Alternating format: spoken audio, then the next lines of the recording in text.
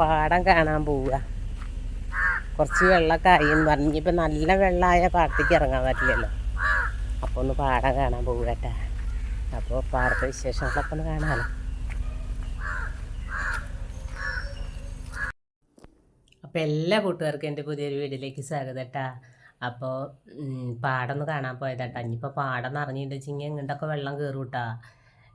ഒരു പ്രാവശ്യമൊക്കെ അങ്ങനെ ഉണ്ടായിട്ടുണ്ട്. അപ്പോൾ ഇത് നമ്മളെ ക്യാമറാമാനാണ് കേട്ടോ. അപ്പോൾ ഞാൻ അവിടെ അടുത്തുള്ളതാണ്. അപ്പോൾ ഓളും കൂടി വിളിച്ചതാണ് കേട്ടോ. ഒറ്റയ്ക്ക് പോകുമ്പോൾ ഒരു പേടി. അപ്പോൾ ഫോണും ക്യാമറ പിടിക്കുകയും ചെയ്യാമല്ലോ വെച്ചിട്ട് ഒന്ന് ഓളും കൂടി വിളിച്ചതാട്ടോ. അപ്പോൾ വരമ്പത്തൊക്കെ കുറച്ച് ചളിയൊക്കെ ഇറക്കണ്. അപ്പം അന്ന് വരുമ്പോൾ ഉണങ്ങി തരിച്ച് കിടക്കില്ലായിരുന്നു പാടം. അപ്പോൾ നിറയെ വെള്ളമൊക്കെ കണ്ടത്തിലൊക്കെ ആയിട്ട് കുറേ പച്ച പുല്ലുകളൊക്കെ ഉണ്ട് കേട്ടോ. അപ്പോൾ കുറച്ച് നേരം ഞങ്ങൾ അവിടെ ഈ പൊന്നാങ്കണ്ണിയൊക്കെ ഉണ്ടായിരുന്നു നിറയേട്ടാ. പുതിയ ഇങ്ങനെ ഇല വന്നിട്ട് നല്ല തളിർത്ത പൊന്നാങ്കണ്ണിയൊക്കെ ഉണ്ടായിരുന്നു. അപ്പോൾ കുറച്ച് പൊന്നാങ്കണ്ണിയൊക്കെ പൊട്ടിച്ചു. പിന്നെ നല്ല തവിട്ടപ്പുല്ലുണ്ടായിരുന്നു. അപ്പോൾ മേലത്തെ കോഴികൾക്ക് കൊടുക്കാൻ കുറച്ച് തവിട്ടപ്പുല്ല് പൊട്ടിച്ച്. അപ്പോൾ കുട്ടികൾ വീഡിയോ ഒക്കെ ഒന്ന് കണ്ടു നോക്കിയേട്ടാ.